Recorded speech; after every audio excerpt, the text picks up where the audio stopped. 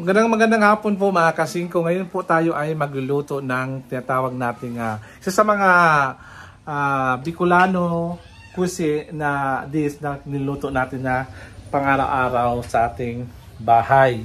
Sana maulaan nyo to mga kasingko, at isa sa mga one of my favorite foods po na dish na niluto ko na pang-ulam sa kahit saan, kahit sa Bicol. Pero mostly po itong putahing lutuin ko ngayon, ito ay made in original from Bicol, Philippines. Ito po sa lugar namin, sa basta sa Albay. Sa Albay ang pinakamasarap na Bicol na klaseng putahing ito. Yung tinatawag nating Bicol Express. Ayan. Bicol Express po ay tinawag po ito ito po ay originated po sa, alam ba yung, meron kasing kuha doon yung train, ang tawag doon Bicol Express na train. Kaya doon pinangalan po itong Bicol Express na pagkain. Kasi sa train na yon, sa gilid may mga pagkain doon na mga pang-ulam. Ang tawag pang-ulam. Doon tinawag nilang Bicol Express kasi ito po yung kadalasan na niluluto po na pagkain po ng mga sumasakay po sa train noong unang panahon. Nung panahon ni Nora Honor, alam ko ata sa Nora Honor kilala itong Bicol Express. So ngayon mga kasingko, samahan niyo po ako para magluto po ng Bicol Express. So ang unang gagawin natin, papalambutin muna natin yung baboy. Yung ang ginagamit ko rito mga kasingko, yung pork loin, kasi yung pork loin yung pinaka malambot ng part ng baboy. Galing pa kasi yan sa freezer kasi kahapon ko yan binili at ngayon kailangan natin muna siya palambutin bago natin siya lutuin para mas masarap, tender and juicy yung ating baboy na kakainin ng ating pamilya. So gagawin mo natin, papakuluan mo natin sa tubig hanggang lumambot siya. So it will take around mga 15 o 10 minutes lumambot yung baboy. Hindi man siya masyadong malambot, basta at least kahit paano malambot siya. Kasi mas masarap ang luto pag malambot, di ba ang baboy? Masarap pag malambot ang baboy na niluluto natin for Bicol Express. So, mamaya, papakita ko sa inyo yung mga main ingredients po nito. Ako kasi, mga kasingko, gumagamit po ako ng ito, alamang po. Gumagamit ako ng alamang. Ito, yung alamang. Nakita niyo ba? Yung alamang.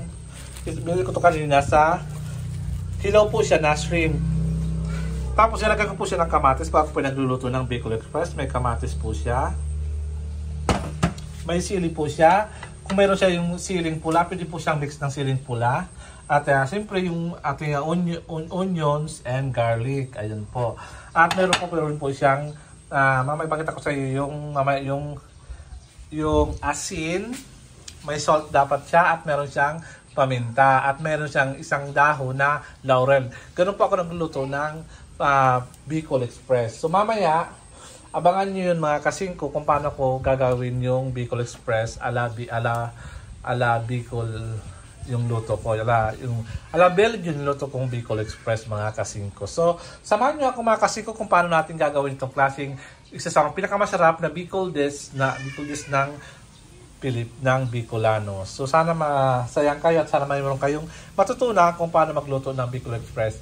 At masusunod na mga araw, magluto na tayo yung tinatawag natin dahon ng lubi-lubi. Mamaya pupunta kami sa Laor at kukuha ko ng dahon ng lubi-lubi para pakita naman sa inyo kung paano po pagluto nito ng dahon ng lubi-lubi. Ito pa ay source, ang dahon ng lubi-lubi po ay good source of meron po siyang antioxidant, tapos marami po siyang fiber. Kaya yung wala mga fiber sa katawan, pwede po kayo kumain ng klaseng gulay na matagpuan lang sa wild forest po. Na karamihan din po ay tumutubo sa Bicol po. So mamaya abangan nyo po mga kasingko kung paano natin gagawin itong klaseng Bicol na lulutuin ko. Ayan mga kasingko, dito na po tayo. Tingnan mo yan pag naubos na yung tubig niyan, saka natin ititimplahan ng mga ingredients po, mga kasingko. Ayan po. Ayan na po yung baboy. Gagawin natin Bicol Express. Mamaya, mga 2 minutes, na malambot-lambot na siya, saka natin siya gigisa sa mga ingredients na ipapakita ko sa inyo. Okay, mga kasingko, huwag kayong bibitiw at marami pa kayong makapanood na maganda ditong mga matutunan yung kung paano lutuin ng Bicolano ang isang Bicol Express. Tapos mga kasingko, pag wala kayong tag doon, yung laurel, okay lang yon. Kasi ang laurel lang, pampakwalan kasi yan, pampasarap ng lasa. Pag wala ka, okay lang yan. Ayun, malapit na siya mga kasingko, at maya halaluin ko na siya para makita nyo kung paano yun. Mas masarap mga kasingko pag medyo meron siyang nagmamantika, di ba? Yun ang pinakamasarap ng part ng Bicol Express. Ayan, di ba? Ayan, may mga tutong-tutong. Kasi malasahan nyo talaga yung aroma niya. Tapos yung kanya, parang ginigisa natin siya sa sarili niyang mantika. So that it will be economy. Mas ma-economize tayo para sa paglalagay natin ng mantika, di ba? Yun na kasi. So, di ba may yummy na siya? Tapos after that, I have to remove it. Yan. Para siyang adobo yan. I have to remove it, close the stove and put there. Tapos, mag-start na po tayo mga kasingko. Magigisa ng mga sinabi ko sa inyong mga ingredients. Ayan na po, ito na po yung pagkatapos natin palambutin. Ayan na po siya, di ba? Kung makita nyo, mayroong part dito na mayroong ganyan. Kasi yan nagpapasarap sa Bicol Express. Kung mayroong kayong mga gulay, pwede mo siya lagyan ng mga beans, katulad ng frijoles, or something, frijoles, or kidney beans, and some kind of, ano ba yung tawag doon, yung pinalagay sa yung parang sa Bicol, puro pagulong. Sa English, sigarilyas yun. Sigarilyas po. Na napakasarap po ito pong lutong to. So, kung meron kayong magulay-gulay, sometimes I put some little bit of string beans po, mga kasingko. Kung gusto nyo rin malagyan ng konting gulay po. So, sa akin po, makita nyo lang gulay. Ito nga lang yung sili, kamatis, at bawang at sibuyas. Yun. At talagyan natin siya ng paminta, black pepper, at ng alamang na hilaw. So ayan, mag-start na po tayo. Tatanggalin ko na po siya dito kasi kung saan siya niluto natin, doon natin din siya lulutuin para yung aroma niya ay dandun pa rin mga kasingko. So, unang gagawin natin mga kasingko, tatanggalin natin siya sa pan. Ilagay natin siya ito. Nilinisan ko na po siya, bagong linis na po yan. Ayan. Tapos babalik natin siya sa stove. Ayan, bubuhayin natin yung ilaw. Ay, sus, Mariosip. Ayan. Tapos, lalagyan natin siya ng tinatawag nating oil. Oil po, para po mas maprito at ay, sorry, nahulog yung, sorry, ako lang kasi kahapon camera. So, lalagyan natin siya ng a little bit of oil. Kasi ang mag-oil sa kanya, mga kasingko, yung kanyang mantika ng taba ng baboy at yung oil ng coconut oil. Yun ang mag-oil sa kanya. Mamaya, later, papakita ko sa inyo yun. So, welcome back. So, mga kasingko, ang pagluto natin ng Bicol Express, ay gigisahin muna natin yung mga main ingredients po. Ito po tinatawag na sibuyas, ano ba sa English ng sibuyas? Onions, at bawang. Ang sa English naman ito ay garlic po. So, unahin mo natin ilagay ang tinatawag nating garlic. Ayan. Garlic po ang unahin natin. Ilalagay, wait lang po mga kasingko. At medyo, ayan. Kasingko, sa mangyayari, pag nakita mo na, yan na po yung kamatis niya. Diba nagkakulay yellow na siya? Kasi instead po ng pang food color na gusto nyo magkulay-kulay, mas maganda yung kamatis ang gamitin natin kasi organic siya at good for our health yun mga kasingko. Diba? Amoy pa lang sarap na ulam na yan. Sa amin sa tawag ito, nilagyan pa namin ito ng, kung walang baboy, ang nilagyan namin ito yung tinapa, lagyan tinapa, tapos sili, tapos konting alamang, yun ang ulam namin nung kami ay nasa Bicol. Kasi mas masarap pa ito sa ibang luto kasi ito malasa siya. Yan. Pag nagluto, makita ko parang wala ka naman makitang tomato pag naluto na yan. Ayan na kasingko. So pagkatapos nito, niyan, ilalagay na natin yung pinakuluan nating baboy. Ito yung mga lagyan natin ito yung pinakuluan nating baboy na kasi yan. Dahan lang. Ayan. Tapos saalin natin siya. Hindi lang masyado yung apoy, huwag masyadong malakas. Tama lang yung apoy niya. Ganito po ako Bicol Express po, magluto po. Ganito. Ayan. Hanggang makasama yung kanyang mga ingredients. Ayan. Ayan. Diba? O, tinan nyo mga kasing. Diba parang sarap? Parang pinatisan baboy ang labas. So, pagkatapos niyan, mga kasing ko, ilalagay natin itong anong tawag dito? Sa Tagalog? Alamang. Pagtsahin nyo siya kung kalahati lang or konti lang siya. Lagyan siya dyan. Yan. Kasi ito nagpapasarap sa ubusin ko na lang ito. Tapos din natin kung yung asin. Kaya parang minsan, hindi na po ako nag-aasin yan pag nilagyan ko nito kasi maalat. Ito lang, maalat na kasi. Ayan. Pag medyo masyadong maalat, lagyan nyo lang ng konti. Ay parami nyo lang yung kanyang yung gata. Ayan. Diba? Pag wala kayong alamang na pilaw, pwede nyo siya lagyan ng bagoong. Yung bagong naluto na, pwede siya bagong naluto na lagyan nyo siya. So after that, ilalagay natin yung hindi ko muna ako mag-aasin kasi mamaya ako nilagay asin. Itong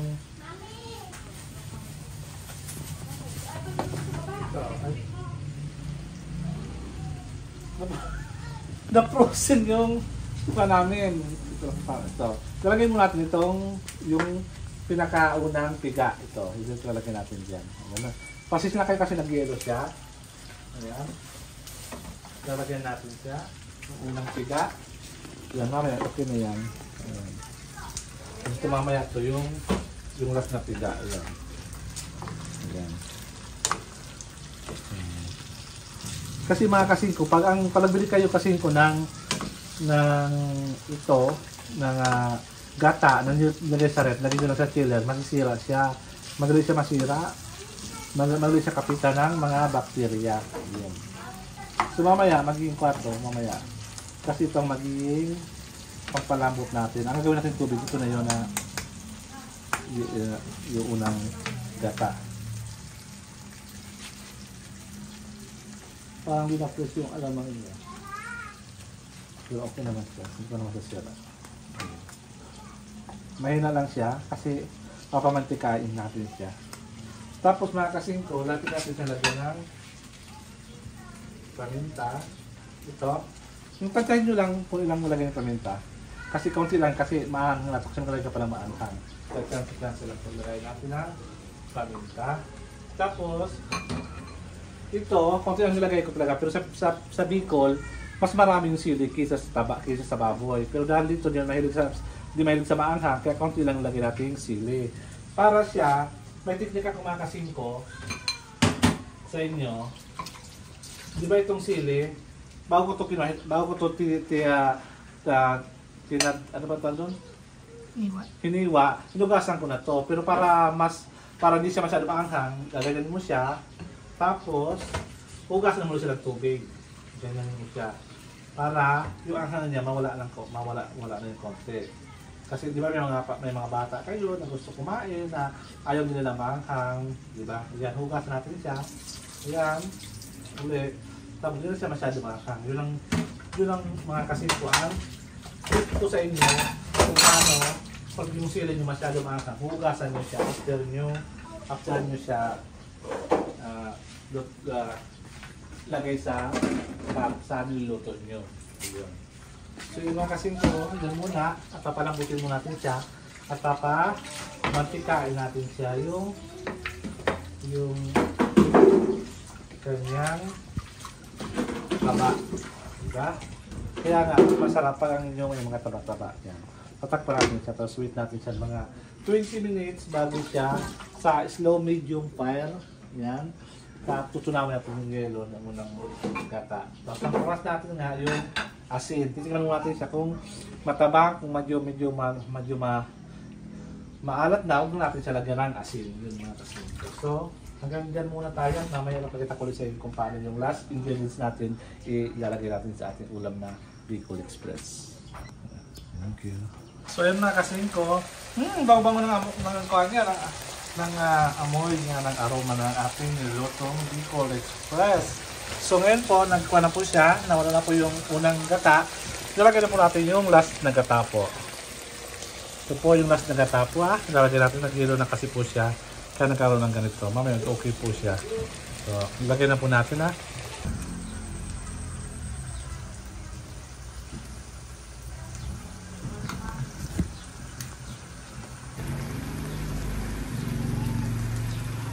Kasingko, yun mga kasingko, nilagay natin yung gata. Yung last na gata po. Ayan. Dula po siya. Ayan. Ayan. Tapos yun po. Iba dalawang gata ilalagay natin para mas creamy. Ayan pa. Yung pangalawang gata. Yan na po. Diba yun yung pangalawang gata? Ayan, diba? Para mas creamy siya. Yan mga kasingko. At atin natin na siya. O diba? Look. Look po is look. O diba? Ang sarap-sarap niya. O ayan. Aking mga kasingko. Yan na po, na para siyang caldereta. Ganito po ako magluto ng tinatawag nating Bicol Express. Ito pang Bicol Express na para magluto po. Yan. Yan po. Halo-haloin natin siya, mga kasingko, hanggang siya po ay magmantika at ilalagay natin yung fresh sili. Ayan mga kasingko, kung napansin nyo, nagkulay-kulay siyang yellow because of the tomato pigments. The color of the tomato, that's the why is like color orange or yellow something. Yan po ang isa sa mga secret ko po para nagluto po ako ng Bicol Express. Ayan po. So maya-maya po, di ba nagkamantik-mantika na siya? Ayan. Yan ay mantika sa coconut oil. Yan na po yung tinatawag na coconut oil. Yung para siyang caldereta. O tingnan mo. Bango siya. Tapos bibigyan natin siya ng konting. Bigyan natin si Madam kung magustuhan niya yung Bicol Express ko na may kamatis. Ayan. Nilagay ko siya ng konting asin kasi medyo matabang siya. Yung nilagay kong alamang na hilaw.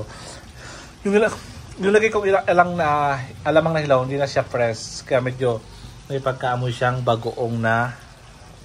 Kasi yung press na hindi siya amoy bagoong. Ito, amoy na amoy siya bagoong kasi medyo hindi na siya masyadong press yung nabili kong alamang na hilaw po. Ang alamang na hilaw po, isa po yan sa main ingredients po ng Bicol sa paggugulay po, pagluto ng gulay ng lahat ng klaseng gulay po. Kadalasan po pag sa Bicol po ay meron siyang alamang na hilaw.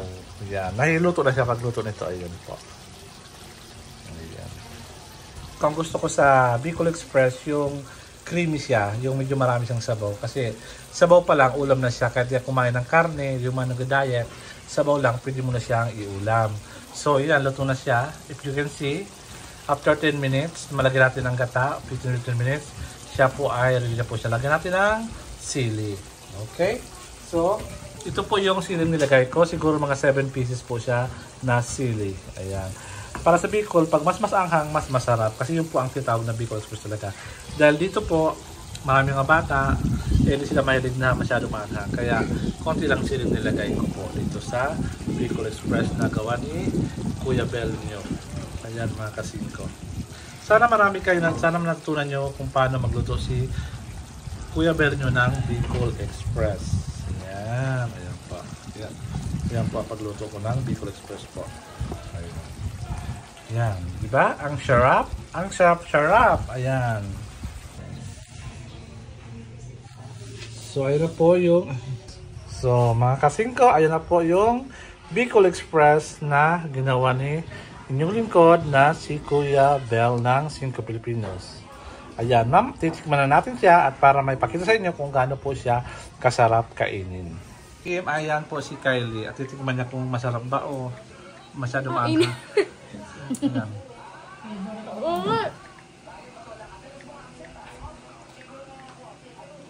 Si Mami, pati Kaya natin kung anong reaction ng Kylie habang kinakain niya. Malambot ba yung karne? Yung totoo ha?